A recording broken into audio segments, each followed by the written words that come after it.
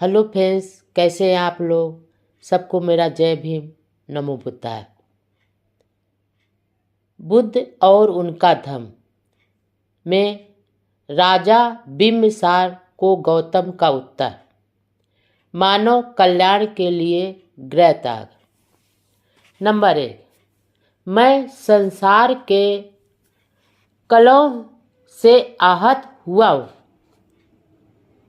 मैं शांति पाने की इच्छा से गृह त्याग कर आया हूँ।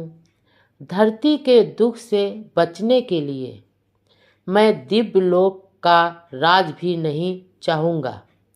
नंबर 2, हे राजन, जैसा कि आपने कहा है कि धर्म, अर्थ और काम ही मनुष्य के लिए उत्कृष्ट लक्ष्य है, और आपका यह भी कहना है कि मैं जिसकी खोज कर रहा हूँ वह दुख है, तो आपके तीनों लक्ष्य भी नाशवान और असंतोष कारक हैं। नंबर 3, और जो आपका यह कहना है कि वृद्धावस्था आने तक प्रतीक्षा करनी चाहिए क्योंकि तरुण आयु अनित्य है, उसका कोई ठिकाना नहीं, तो आपका यह कथन ही सुनिश्चित नहीं है क्योंकि तरुण आयु भी स्थिर व दृढ़ हो सकती है और वृद्धावस्था अनिश्चित।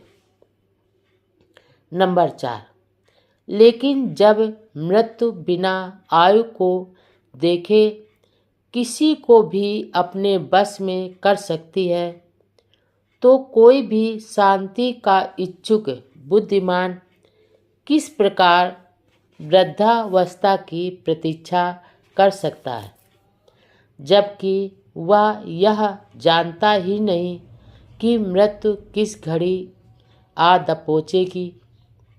नंबर 5, जब मृत्यु वृद्धावस्था रूपी शस्त्र हाथ में लिए एक शिकारी की तरह तैयार खड़ी है और रोग रूपी बाढ़ प्राणियों पर प्रहार कर रहे हैं, जो मृत्यु रूपी जंगल में हिरणों की तरह भागे जा रहे हैं, तब कौन दीर्घायु होने की कामना कर सकता है। नंबर 6, तरुण, पुत्र या वृद्ध या बालक, हर किसी के लिए यही योग है कि वह तत्परता से उस धार्मिक व्यक्ति के पथ को चुन ले जिसका चित्त करुणा से भरा है। नंबर 7, और आपको जो यह कहना है कि मैं धर्म के लिए यज्ञ करने में अप्रमादी बनूं क्योंकि वे मेरे कुल के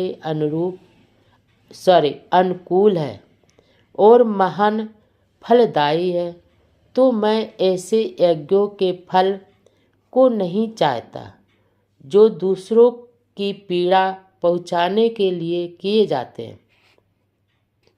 नंबर 8, किसी भावी फल के लिए एक निरीह प्राणी की हत्या करना किसी भी दयावान, कारुणिक, शील संपन्न मनुष्य के योग नहीं है, चाहे फिर उस यज्ञ का फल अनंत ही क्यों ना हो।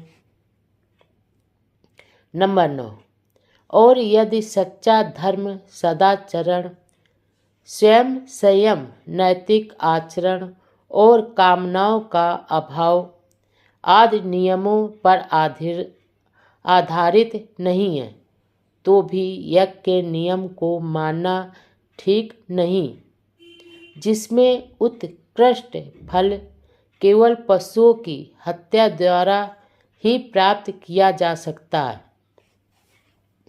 नंबर 10, दूसरों को दुख देकर इस संसार में आदमी को भले ही सुख प्राप्त हो, तो भी वह एक कारुणिक बुद्धिमान पुरुष के लिए निंदनीय है, चाहे दूसरे जीवन में वह हमारी कल्पना से कितना ही अधिक क्यों ना हो।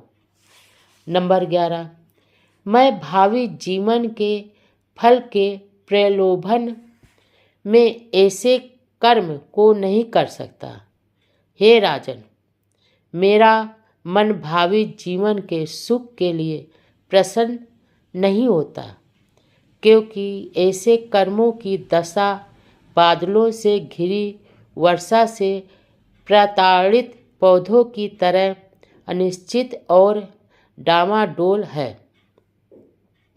नंबर 12, राजा के हाथ जोड़कर उत्तर दिया, तुम अपने निश्चय को बिना बाधा प्राप्त करने में सफल हो। जब तुम्हें यह सब प्राप्त हो जाए जिसकी खोज में तुम हो, तो तुम मुझ पर कृपा करते हुए यहाँ अवश्य पधारना। नंबर 13, गौतम को फिर अपने राज्य में आने के लिए वचनबद्ध कर अपने दरबारियों सहित राजा लौटकर अपने महल में चले गए।